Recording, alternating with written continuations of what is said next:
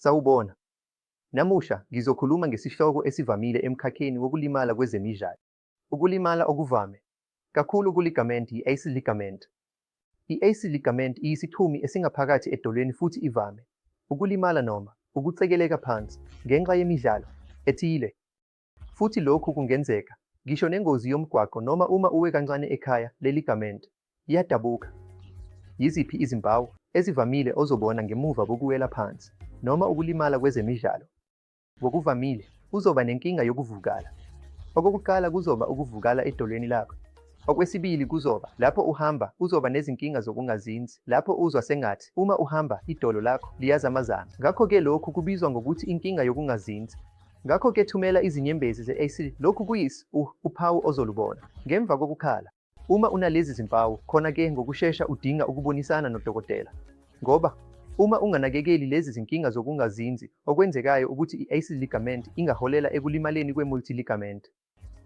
Ngoba ejoyintini ledolo sinemisipha emine, okubili imigqa ebizwa ngokuthi imigqa eyisisiphambano, kanye nemigqa emibili emunza ukushaqeka eye-meniscus.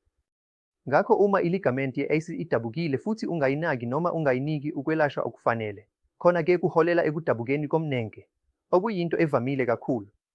Ngakho-ke ingakho njalo uma unezimpawu ezikubonisa izinkinga zokungazinzi, kufanele njalo uxhumane nodokotela ngokushesha. Thatha i-scan okuyi-MRI scan ukuze uqinisekise ukuxilongwa.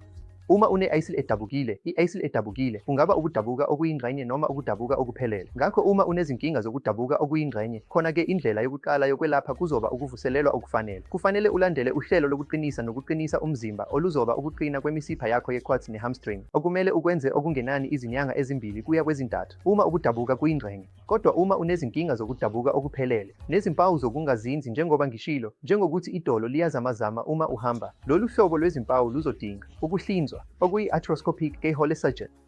Manje intuthuko yakamuva ukwenza lokhu ukwakhiwa kabusha kwe-ligament ngokuhlinzwa kwe-keyhole, ngokufaka izimbobo ezimbili ezinkulu edolweni lakho bese sithatha i-graft ohlangothini lwangaphakathi lwethanga, futhi lokhu kubizwa ngokuthi i-hamstring graft, futhi sakha kabusha AC ligament ngenkinobho nesikulufu ku-tibia bone. Ngakho-ke kulandela lokhu kwakhiwa kabusha, ingxenye ebaluleke kakhulu lapha iyingxenye yokuvuselela, ngoba ukuhlinzwa kudlala indima encane kakhulu, kanti ukuvuselelwa ngemuva kokuhlinzwa kudlala indima enkulu kakhulu. Ukuvuselelwa lapha kuhlukaniswa ngezigaba ezintathu ezihlukene. Ngakho-ke siyihlukanise ibe yi-0 iye ezinyangeni ezintathu, okuwuhlelo lokuqala oluyisisekelo oluqinisayo, izinyanga ezintathu zesibili, uhlelo lokuqinisa nokulungisa umzimba, kanti izinyanga ezintathu zokugcina kuzoba uhlelo lokuqina nokubekezela. Ngakho-ke uma usudlule kulo lonke lolu hlelo oluthatha isikhathi esingangonyaka nesigamu kuya ezinyangeni eziyisishiyagalolunye, bese kuba ngcono ukubuyela ezingeni lemidlalo yokuncintisana. Lokhu kuzokusiza ukuthi ungene ekuqeqesheni kwakho okufanele, futhi kukusize ekuvimbeleni noma yiziphi ezinye izingozi zemidlalo futhi esikhathini esizayo.